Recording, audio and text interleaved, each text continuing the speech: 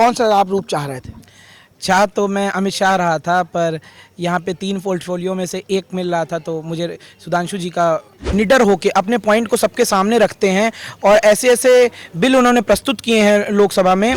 अभी तक मुझे विपक्ष में राहुल गांधी जी अच्छे लगे हैं। राज्यसभा सांसद सुधांशु त्रिवेदी जी का एक रूप जिसने कॉपी किया वो हमारे साथ मौजूद हैं। आप देख सकते हैं इनको, भगवा रंग का कुर्ता, वाइट पैंट और बिल्कुल फायर ब्रांड दिखाई दे रहे हैं। हम इनसे भी बात भी करेंगे, लेकिन जिस तरीके से लगातार युवा सदन में दहाड़ रहे थे तो एक अलग ही माहौल बनाए हुए थे। मोदी और अमित शाह के बाद तीसरे नंबर पर अगर कोई वहाँ आपको दहाड़ता हुआ नजर आ रहा था तो सुधांशु त्रिवेदी थे, जो राष्ट्रीय प्रवक्ता भी हैं भारतीय जनता पार्टी के। हालांकि इन्होंने उनका रूप कॉपी किया है, हम इनसे ही आगे बात करेंगे आखिर इनका ही रूप इन्होंने क्यों कॉपी किया।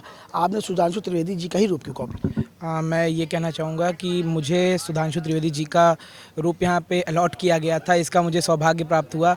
हालांकि मैं कुछ और चाहता था, बट जो भी मैंने यही हमेशा माना है कि जो चीज़ आपको जो कार्य दिया जाए आप उसको पूरी निष्ठा से करें। तो इसीलिए मैंने सोचा कि अगर मुझे सुधांशु त्रिवेदी जी मिले हैं तो मैं उनको पूरी तरह से प्रयास करूं कि मैं उनके राह पे चल सकूं, उनको उनका एक दर्पण बन सकूं कि समाज मुझे देखे तो उन्हें मुझ में, मेरे अंदर भी सुधांशु त्रिवेदी जी ही दिखें आज ये युवा सांसद में। कौन सा आप रूप चाह रहे थे? चाह तो मैं अमित शाह रहा था, पर यहाँ पे 3 पोर्टफोलियो में से एक मिल रहा था, तो मुझे सुधांशु जी का पोर्टफोलियो मिला। पर मैं अब इससे बहुत खुश हूँ क्योंकि इनके डायलॉग्स बहुत अच्छे हैं। लेकिन सही है साहब, लगातार विपक्ष को दबा रहे थे, उनके हावी होते नजर आ रहे थे, क्या ये लोकतंत्र में सही है?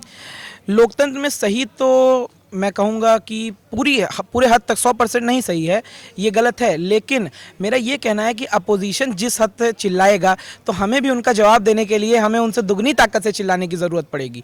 चिल्लाएंगे और हम लोग वो चीज़ बताएंगे जो चीज़ सत्य है, जो चीज़ पॉइंट्स है, जो फैक्ट्स हैं, हम उस पर बात करेंगे। अगर 70 सालों में उन्होंने देश को जिस हिसाब से जो रूल किया है और देश को बिगाड़ा है, तो अगर हमारी पार्टी उसके खिलाफ काम कर रही है, उन चीज़ों को सुधार रही है, तो बिल्कुल हम दहाड़ेंगे, हम कई बार दहाड़ेंगे, हम पूरी ताकत से चिल्लाएंगे कि हमारी पार्टी काम कर रही है और आप गलत हैं, और जो गलत है वो गलत रहता है। अमित शाह आपको क्यों पसंद है, ऐसा क्या है उनमें? अमित शाह का रूप मुझे कुछ ज़्यादा ही मतलब कह सकते हैं बहुत ही एक शक्तिशाली नेता लगते हैं जो किसी से डरते नहीं हैं। उनके ऊपर एक बहुत बड़ी जिम्मेदारी है होम मिनिस्ट्री, जिस पे वो उन्हें जब भी बोलने का अवसर मिलता है वो एकदम निडर होके अपने पॉइंट को सबके सामने रखते हैं। और ऐसे ऐसे बिल उन्होंने प्रस्तुत किए हैं लोकसभा में कि जब हम उसको सुनते हैं तो हमें एक राष्ट्र के सेवा की भावना हमारे अंदर जाग जाती है।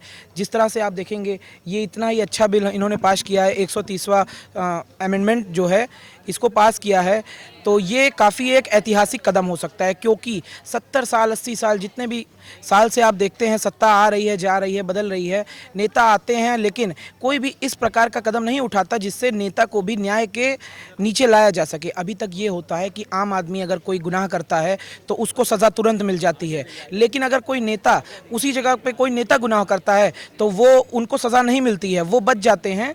तो ये बिल यही चाहता है कि सब लोग न्याय के नीचे आ जाएं और हर किसी को समाज में अधिकार मिले, इक्वल राइट्स मिले। तो मैं यही आपसे कहना चाहूँगा। आपका रियल नेम का क्या है और कहाँ से निवास करते, कहाँ निवास करते? मेरा नाम हर्ष तिवारी है, मैं अयोध्या से हूँ। प्रभु श्री राम की धरती से। जी जी, जय श्री राम जी। आपको विपक्ष में कौन सा नेता पसंद है?